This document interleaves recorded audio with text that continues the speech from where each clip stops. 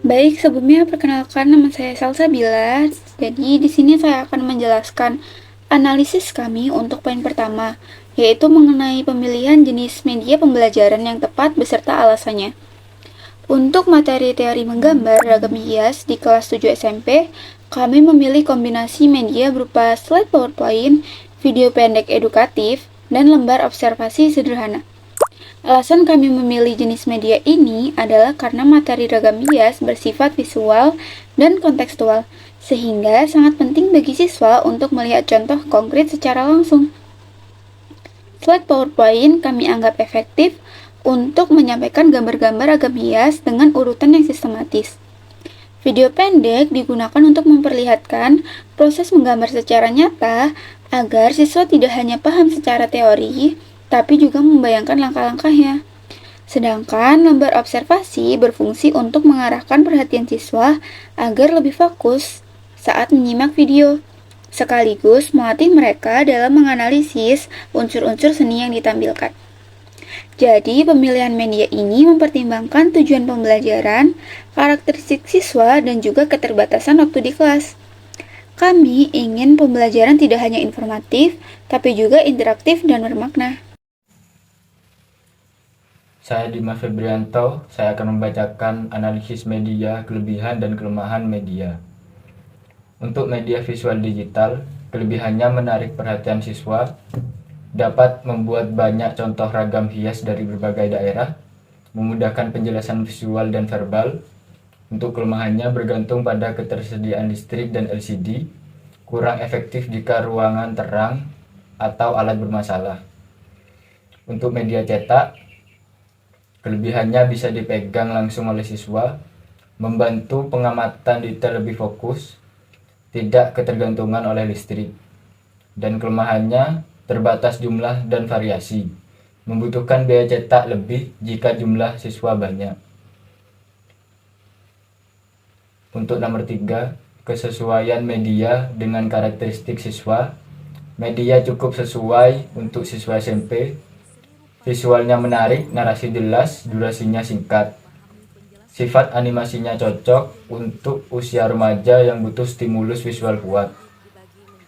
Namun untuk siswa dengan kemampuan belajar rendah, beberapa istilah teknis mungkin tetap perlu penjelasan ulang oleh guru. Untuk nomor 4, kesesuaian kontak media dengan konsep teori.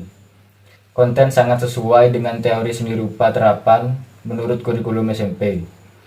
Definisi dan jenis seni rupa dijelaskan dengan benar, dan contoh karya disesuaikan dengan realitas, budaya lokal dan global. Media ini mendukung pemahaman teori dasar secara efektif.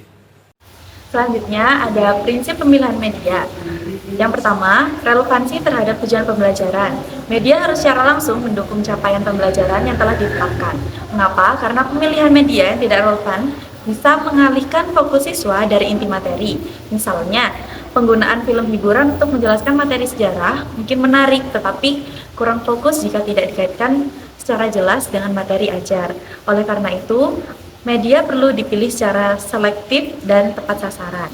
Yang kedua, kesesuaian dengan karakteristik peserta didik.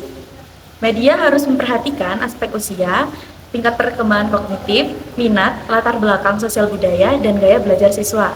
Mengapa? Karena anak-anak usia dini lebih responsif terhadap media yang bersifat visual, audio, dan manipulatif. Sedangkan remaja lebih cocok dengan media interaktif dan kontekstual. Jika media tidak sesuai, maka daya serap informasi bisa berkurang drastis. Selanjutnya, ketersediaan dan keterjangkauan. Media yang dipilih harus tersedia di lingkungan belajar dan dapat dijangkau secara teknis maupun finansial. Guru harus mempertimbangkan ketersediaan alat dan bahan di sekolah. Memilih media yang tidak tersedia dan akan mempersulit pelaksanaan pembelajaran. Alternatif dan lokal bisa menjadi solusi untuk efisiensi anggaran tanpa mengurangi kualitas pembelajaran. Selanjutnya ada kefleksibelan penggunaan. Media sebaiknya digunakan di berbagai konteks pembelajaran, baik dalam kelas, luar kelas maupun pembelajaran daring. Mengapa? Karena fleksibilitas ini penting dapat merespon kondisi darurat atau kebutuhan pembelajaran yang bervariasi. Media multifungsi memungkinkan guru menyesuaikan pendekatan tanpa kehilangan tujuan pembelajaran. Selanjutnya yang terakhir, efektivitas dan efisiensi. Media harus memberikan hasil belajar yang optimal dalam waktu dan sumber daya yang minimal. Mengapa? Karena media yang terlalu kompleks bisa memakan waktu lebih lama dan belum tentu lebih efektif. Seringkali media sederhana seperti gambar, peta konsep, atau video singkat justru lebih mudah dicerna dan dikelola. Pemilihan media itu sendiri, yang pertama yaitu identifikasi tujuan pembelajaran. Jadi melakukan identifikasi terlebih dahulu, setelah itu baru dilakukan analisis karakteristik siswa, bagaimana siswa itu dapat memegang apa materi yang akan disampaikan. Terus evaluasi kondisi dan fasilitas sekolah, di mana nanti dari kondisi tersebut kita bisa tahu dengan menerapkan metode seperti ini apakah efektif apa tidak dengan fasilitas sekolah. Terus pilih dan siapkan media. Setelah melakukan evaluasi baru terjadilah pilih dan siapkan media, dimana setelah itu bakalan ada untuk uji coba, dan setelah uji coba maka akan dilakukan refleksi atau melakukan evaluasi baik diri sendiri maupun guru juga dalam pembelajaran. Nah, itu pemilihan media pembelajaran, di mana memang bukan soal mana yang terlihat canggih, tapi mana yang mampu menjembatani siswa untuk memahami materi secara bermakna.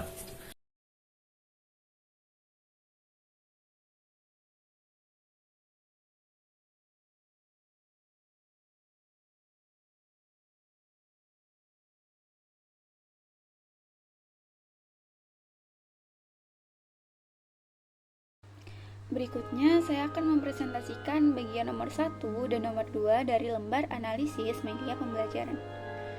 Bagian nomor 1 yaitu kesesuaian media dengan tujuan pembelajaran.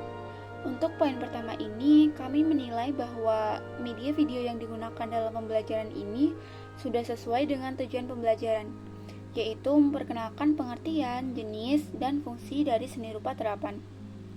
Media video tersebut menampilkan visualisasi yang jelas dan narasi yang mudah dipahami oleh siswa SMP. Dengan demikian, media ini mendukung tercapainya tujuan pembelajaran, khususnya aspek pengetahuan dan pemahaman awal siswa terhadap materi. Penyampaian kontennya juga membantu siswa untuk lebih cepat menangkap inti materi yang ingin disampaikan guru. Berikutnya, bagian nomor 2, kesesuaian media dengan materi pembelajaran. Selanjutnya, pada poin kedua, kami menganalisis kesesuaian media dengan struktur materi yang disampaikan. Materi dalam video ini disusun secara terstruktur dan sistematis, dimulai dari definisi seni rupa terapan, fungsi, hingga contoh-contoh karya. Urutan penyampaian materi sangat logis dan sesuai dengan pendekatan pembelajaran bertahap untuk jenjang SMP. Meskipun demikian, untuk memperluas pemahaman siswa, sebaiknya ada penambahan penekanan pada nilai-nilai budaya atau fungsi sosial dari seni rupa terapan agar kedalaman dan keluasan materinya lebih optimal. Analisis media, kelebihan dan kelemahan media. Untuk media visual digital, kelebihannya menarik perhatian siswa, dapat membuat banyak contoh ragam hias dari berbagai daerah, memudahkan penjelasan visual dan verbal. Untuk kelemahannya, bergantung pada ketersediaan listrik LCD, kurang efektif jika ruang terang atau alat bermasalah. Untuk media cetak, kelebihannya bisa dipegang langsung oleh siswa, membantu pengamatan detail lebih fokus, tidak ketergantungan oleh listrik. Untuk kelemahannya, terbatas jumlah dan variasi, membutuhkan biaya cetak jika siswa banyak.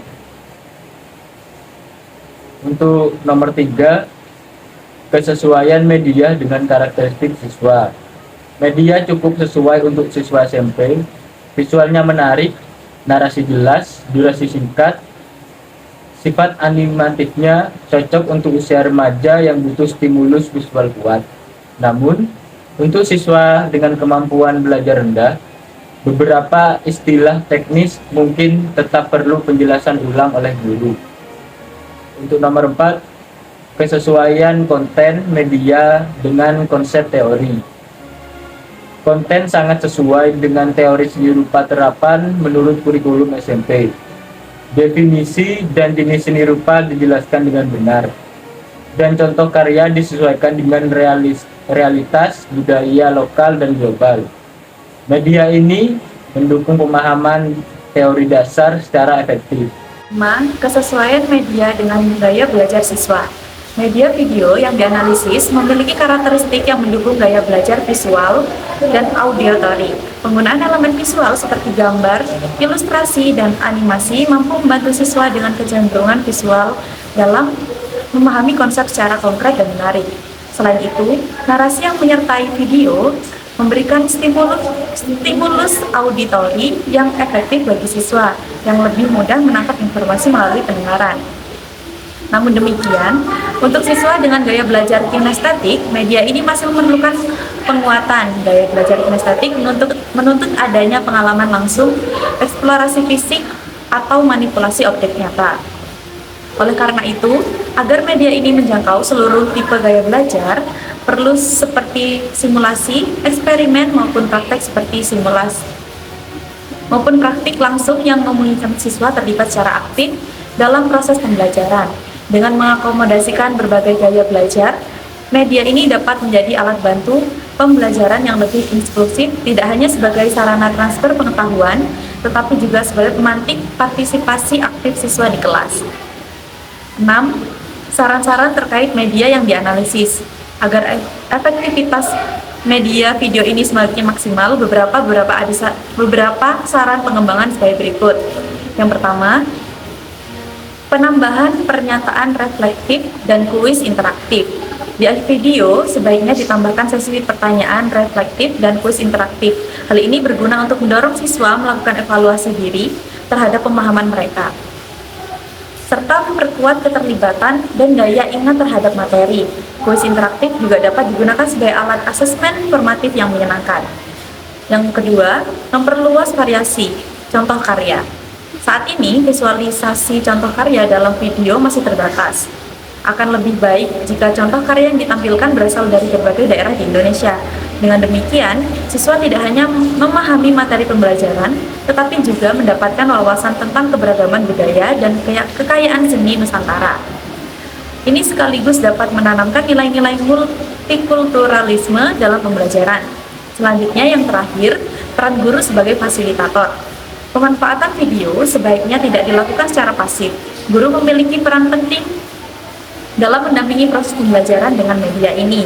Guru dapat memantik diskusi, memberikan catatan penting, atau mengaitkan isi video dengan pengalaman dan pengetahuan siswa. Pendampingan ini akan menciptakan suasana belajar yang lebih hidup, serta mendorong pemikiran kritis dan kolaborasi antar siswa. Selanjutnya, di mana refleksi dari hasil analisis, jika saya menjadi guru, saya akan memastikan bahwa media yang saya gunakan itu tidak hanya menyampaikan materi secara visual saja. Jadi, materi apa yang disampaikan itu tidak hanya visual saja, tetapi juga memicu pemikiran dan partisipasi siswa. Jadi, dengan seperti membuat soal pertanyaan pemantik atau apa, agar siswa itu ikut berpartisipatif dari pembelajaran kita. Dan idealnya media pembelajaran harus dirancang atau dipilih dengan mempertimbangkan yang pertama tadi, yaitu tujuan, karakter siswa, dan integritas keaktifan belajar lainnya. Jadi dilihat dulu apakah siswa murid-murid tersebut memang cocok diberi ajaran visual seperti ini atau enggak, lebih mengarah ke praktek langsung atau dibawakan langsung hasil karya-karyanya.